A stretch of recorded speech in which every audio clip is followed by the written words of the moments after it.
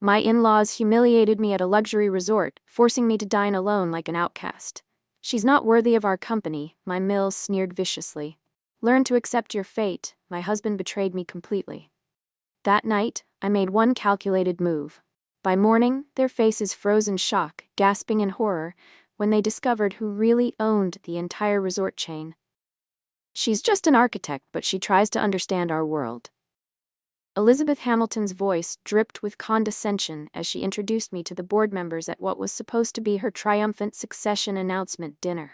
I smiled politely, sipping champagne, while the wealthy business titans nodded dismissively in my direction before returning to their important conversations.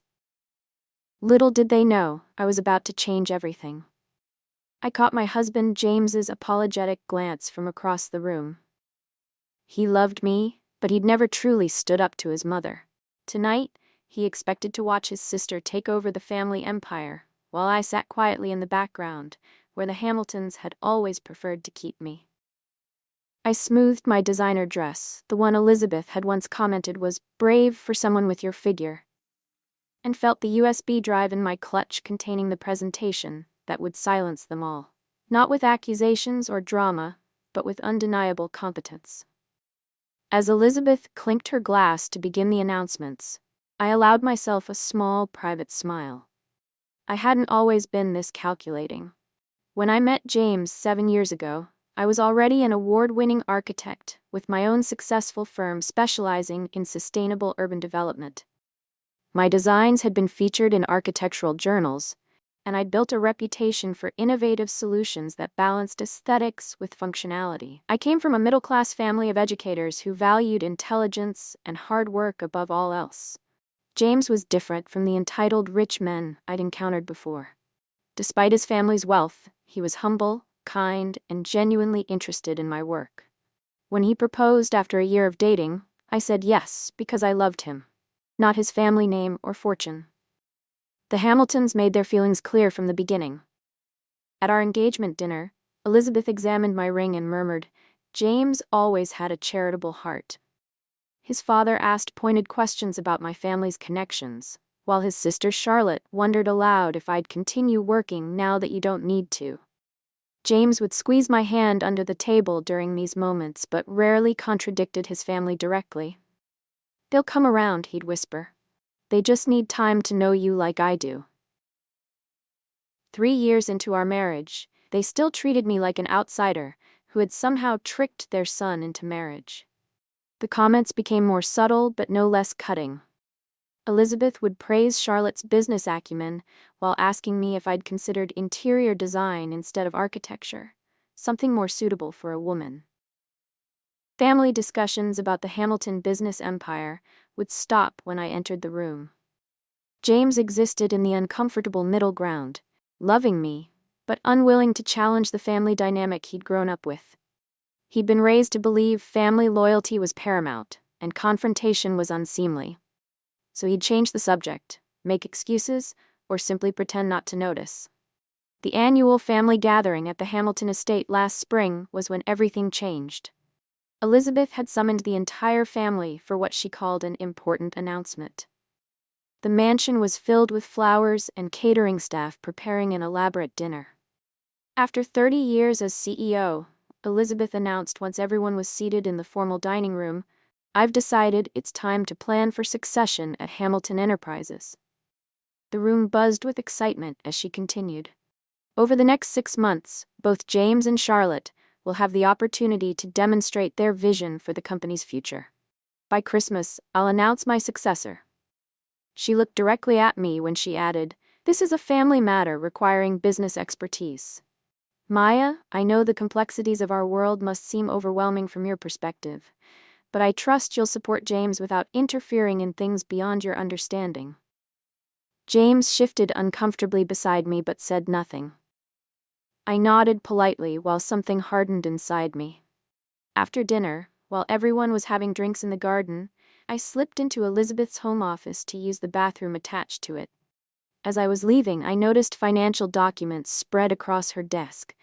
Documents showing alarming discrepancies between the company's public image and its actual financial state.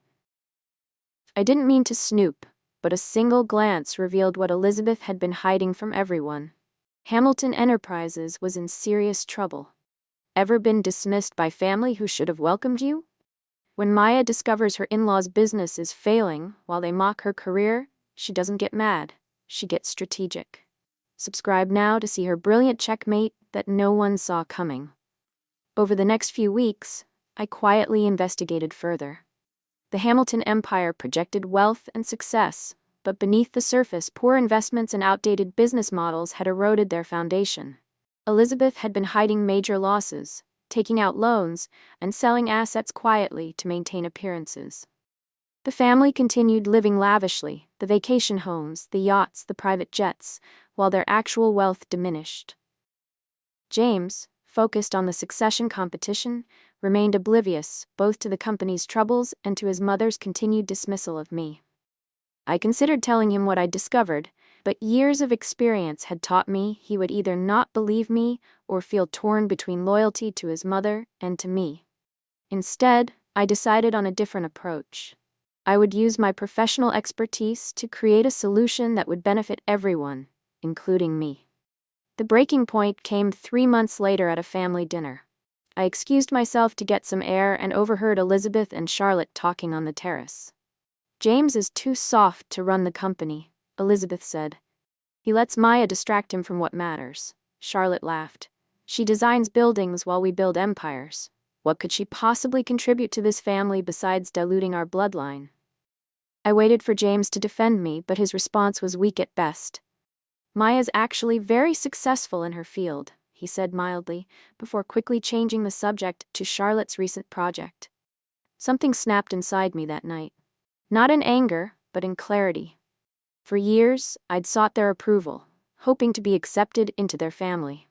Now I realized I'd been playing the wrong game entirely. They would never see my worth unless I forced them to. I didn't want revenge. I wanted respect. And I would earn it through the one thing they couldn't dismiss: results. I began by leveraging my professional network to arrange coincidental meetings with several Hamilton Enterprises board members. As an architect specializing in sustainable development, I had natural connections to real estate investors and urban planning officials, people who could provide valuable insights into the Hamilton portfolio. I discovered that the company owned several underutilized properties in prime locations. Using my expertise, I created detailed proposals for redeveloping these assets into mixed-use spaces that would generate significant revenue while enhancing the company's public image through sustainability initiatives.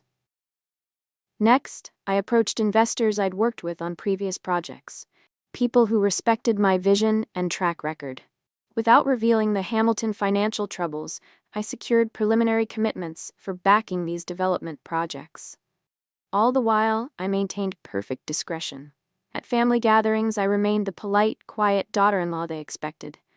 I supported James in his succession bid, though I knew Elizabeth had already decided in Charlotte's favor. I was playing a longer game. As I worked, I reflected on the years of diminishment I'd endured. The subtle ways Elizabeth had undermined my confidence, the times James had failed to see what was happening, the energy I'd wasted seeking approval from people who had decided my worth before knowing me. I realized that Elizabeth's behavior stemmed from insecurity rather than malice. She'd built her identity around being the family matriarch and business leader. Someone like me, successful in my own right from outside their world, threatened her sense of control. Understanding this didn't excuse her behavior, but it helped me approach the situation strategically rather than emotionally. I didn't need to expose the company's troubles to win. I needed to solve them. By the time the succession announcement dinner arrived, my plan was ready. I'd prepared a comprehensive presentation detailing my development division proposal, complete with investor commitments, projected revenue streams, and a 5-year growth plan. The board had reviewed it privately at my request, and their decision was unanimous. The Hamilton ballroom glittered with expensive decorations and important people. Elizabeth had spared no expense for what she intended as Charlotte's coronation. James had accepted his expected loss with the same quiet resignation he approached most family conflicts. After dinner, Elizabeth stood to make her announcement. She spoke at length about legacy, family values, and the future of Hamilton Enterprises. She praised both her children before turning toward Charlotte with a triumphant smile. It gives me great pleasure to announce that the next CEO of Hamilton Enterprises will be... The family lawyer, Mr. Winters, entered the room and whispered urgently in Elizabeth's ear. Her face froze in confusion. "Excuse me," she said, clearly flustered. "It seems there's been a development." Mr. Winters addressed the room. "The board has voted unanimously to create a new development division that will focus on revitalizing the company's real estate holdings. This division will operate with significant autonomy and investment authority." Elizabeth's knuckles whitened around her champagne glass. "And who will head this division?" "Maya Hamilton," Mr. Winters announced. "The board was extremely impressed with her proposal and the investor backing she's already secured." The silence in the room was absolute. Charlotte's mouth opened in shock. James stared at me as if seeing me for the first time. And Elizabeth? Elizabeth looked as though she'd been struck. "Furthermore," Mr. Winters continued, "the board recommends that this development division become the primary focus of company resources for the next fiscal year, given its projected return on investment." In that moment, the power in the room shifted palpably. Board members came forward to congratulate me, while family members stood frozen in confusion. Later that evening, Elizabeth cornered me in her private study. "How dare you go behind my back?" she hissed. "You had no right to interfere in family business." I met her gaze calmly. "I know about the loans, Elizabeth, the hidden losses, the assets you've been quietly selling to maintain appearances." Her face paled. "You went through my private papers?" "I saw enough to understand the situation," I replied. "I could have exposed everything, but I chose to fix it instead. The development division will generate the revenue needed to stabilize the company while preserving the family's reputation." "Why?" she demanded. "Why not use this against us?" "Because despite everything, I care about this family, including you. Success doesn't require someone else's failure." For the first time in our relationship, I saw uncertainty in Elizabeth's eyes. She'd severely underestimated me, and we both knew it. That night, James and I had our first truly honest conversation in years. "I had no idea," he said repeatedly, "about the company, about how they treated you, about your capabilities. I failed you, Maya." "Yes," I agreed simply. "You did. How can I make it right?" "By being a partner, not just a husband. By seeing me clearly and standing with me, even when it's difficult." The following months brought dramatic changes to both the company and our family dynamics. The development division thrived under my leadership, bringing in much-needed revenue and positive press. Charlotte, after her initial shock, accepted my offer to mentor her in aspects of the business Elizabeth had never taught her. James found his own strength, no longer caught between loyalties, but standing firmly as my partner. And Elizabeth, perhaps most surprisingly, began to show me grudging respect. Not warmth, not yet, but acknowledgement of my value to the family she'd spent her life protecting. 6 months after the dinner that changed everything, we gathered again for the holidays. The atmosphere was different, less performative, more genuine. As we shared a meal, I observed the family I'd married into with new eyes. Elizabeth caught my gaze across the table and gave me a small, almost imperceptible nod. It wasn't an apology, but it was recognition, from one strategic woman to another. I hadn't sought revenge or public vindication. Instead, I'd found something more valuable: the quiet power of excellence.